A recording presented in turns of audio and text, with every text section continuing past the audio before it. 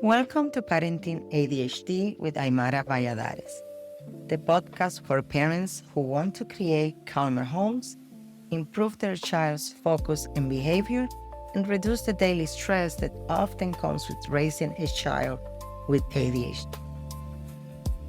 If you're dealing with meltdowns, homework battles, constant reminders, emotional overwhelm, or simply feeling exhausted and unsure of what to do next, you are in the right place.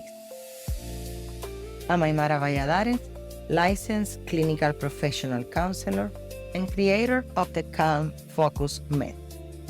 For years, I've helped parents better understand ADHD and implement practical strategies that create lasting change at home and at school. Each week, I'll share simple tools, real-life examples, and proven techniques to help you reduce chaos, build stronger connection with your child, and create the calm, structured environment where children with ADHD can thrive. So whether you're driving to work, folding laundry, or taking a well-deserved break, thank you for being here. Let's get started. This is Parenting ADHD with Aymara Valladares. Hello and welcome back to Parenting ADHD with Aymara Valladares. I'm so glad you're here. Today, we're talking about something that can test the patience of even the calmest parent.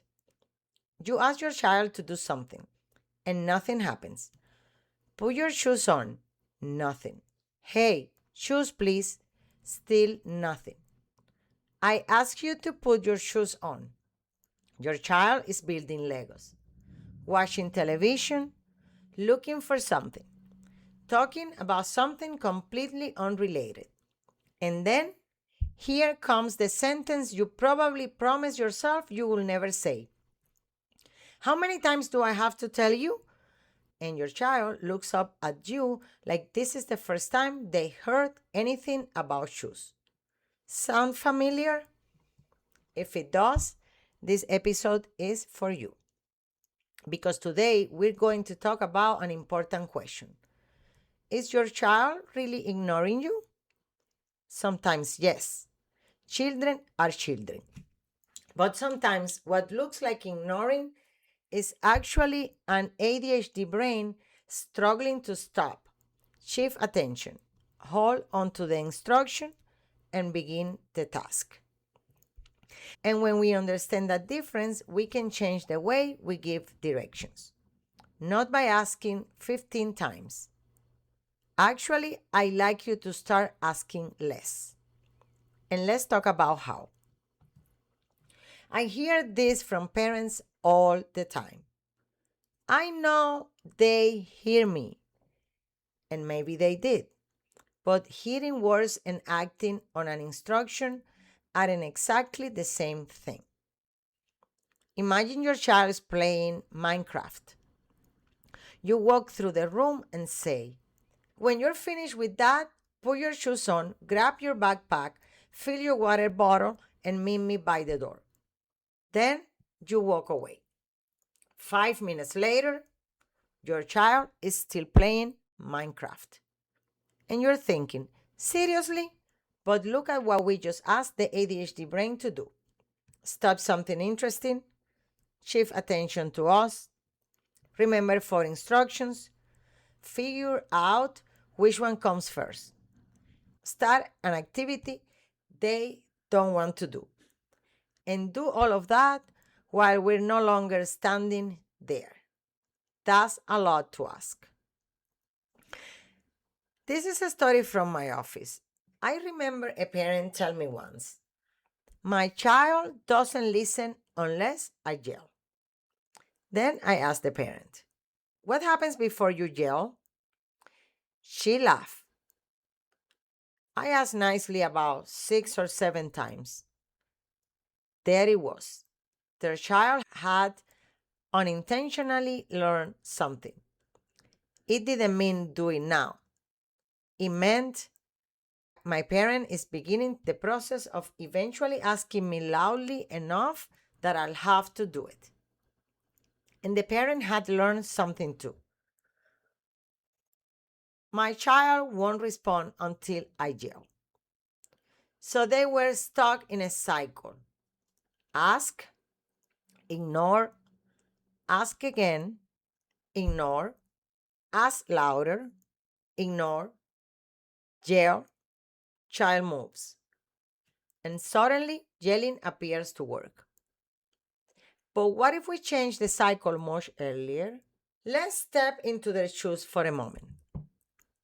Imagine you are completely absorbed in something. Maybe you're writing an email, reading, watching a movie, working on something important. Then someone walks into another room and calls, "Hey, can you come do something?" You hear noise. Maybe you even say, "Okay." But your attention never fully leaves what you're doing. 10 minutes later, they say again, "Why didn't you do what I asked?" And you think, "Wait, what did you ask me?" That happens to adults. For children with ADHD, shifting attention can be even harder. So when your child says, "I didn't hear you," sometimes they mean, "My ears heard something, but my brain never fully registered the instruction." That's why yelling from across the house often doesn't work very well. Let's coach this together. Let's go back to the shoes. Instead of standing in the kitchen and yelling, "Put your shoes on," walk over to your child. Get close.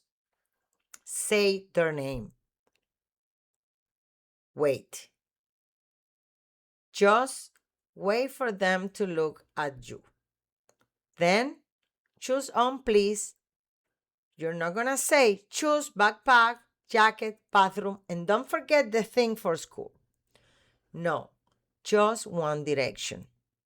Stop giving directions to the air. And I say this with love. Sometimes parents give directions to the entire house. "Everybody get ready." What does that mean? To us, it means shoes, backpack, bathroom, hair, water bottle, jacket. Let's go. To a child with ADHD, get ready can mean absolutely nothing. It's too big. Try making the invisible visible. Instead of "get ready for school," try this: "Put your socks and shoes on." Then give another instruction: "Bring me your backpack." Then meet me at the door. Clear, concrete, short instructions. The okay trap. Here's another one. You say, "Clean your room." Your child says, "Okay." 20 minutes later, nothing has happened. And you're furious because you said okay. But sometimes okay simply means I heard words.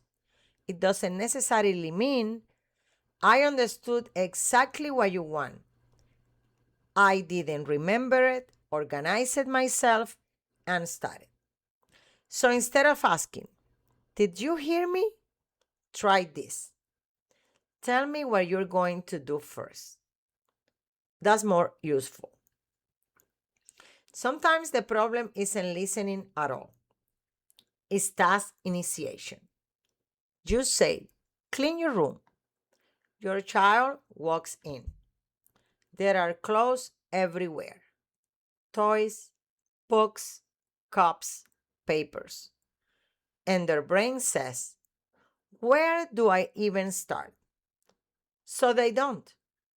Then we interpret that as defiance. Try something like this: start with the clothes. When that's finished, now let's pick up the books. Breaking a large task into smaller pieces makes starting easier. This is a real life example. One family I was working with created a simple morning checklist. Before that, the parent gave the same instructions every morning: brush your teeth, get dressed, did you pack your backpack, where are your shoes, go brush your teeth. Eventually, she said, I feel like a human reminder app. So they moved the reminders out of the parent's mouth and onto a simple checklist: get dressed, brush teeth, eat breakfast, shoes, backpack.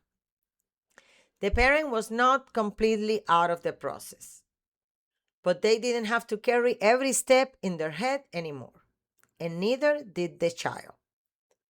That's what a structure does. It supports the brain. Don't forget, the reminders were visual, so the child can see them and follow through. What about when they really are ignoring you? Now let's be fair.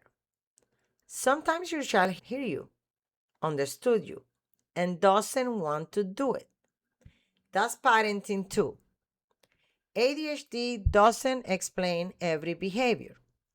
And understanding ADHD doesn't mean children never have expectations. If you know your child heard you and understood the direction, stay calm and hold the boundary. You might say, I know you don't want to stop playing.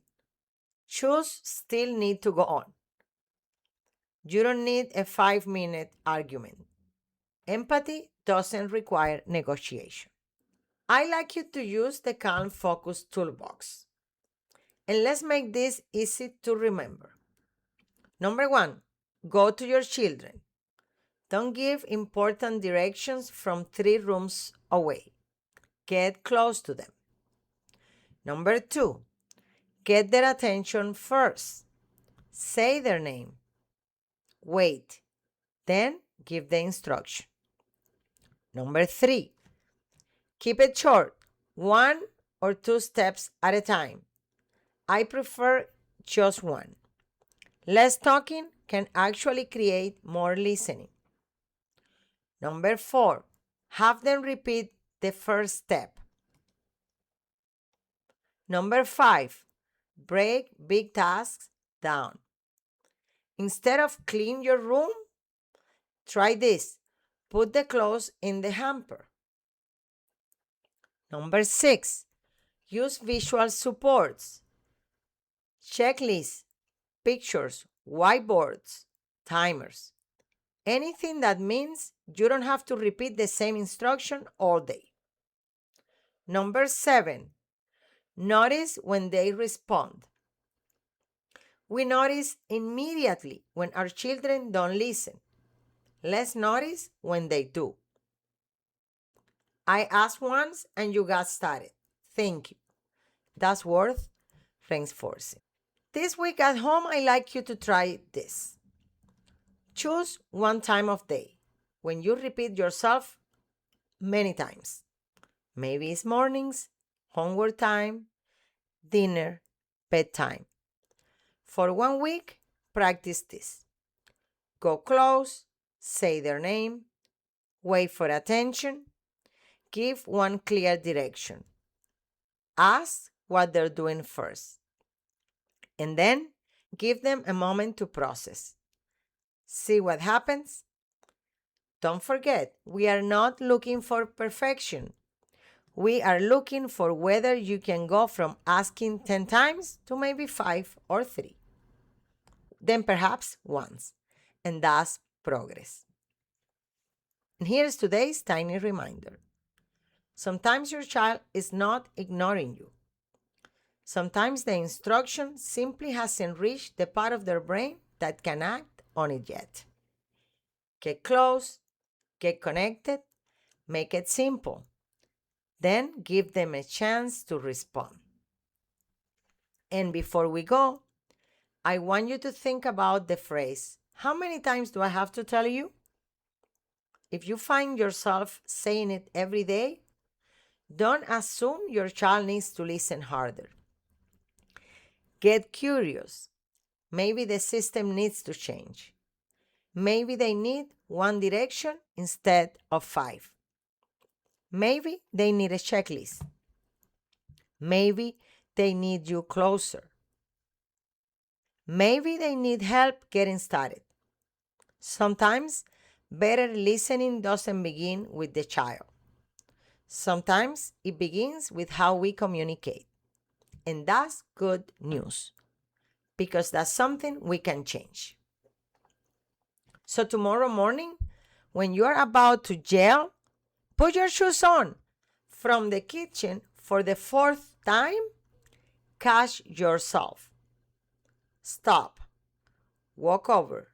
Say your child's name. Wait and simply say, "Choose on, please." One connection, one direction, one step at a time. Thank you for spending this time with me today. If you know another parent who's exhausted from repeating themselves all day, share this episode with them. I'm Aymara Valladares, and this has been Parenting ADHD. Less chaos, more connection, lasting change. Thank you for joining me on Parenting ADHD with Aymara Valladares.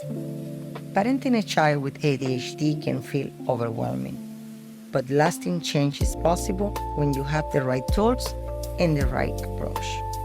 I hope today's episode has helped you better understand your child, given you practical strategies you can use right away, and brought you one step closer to creating a calmer home, improving your child's focus and behavior, and reducing the daily stress that leaves so many families exhausted.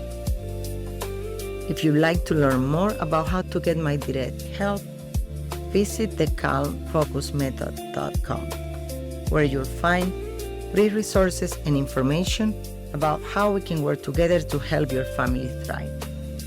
Remember, your child is not broken. They need understanding, structure, and support, and so do you.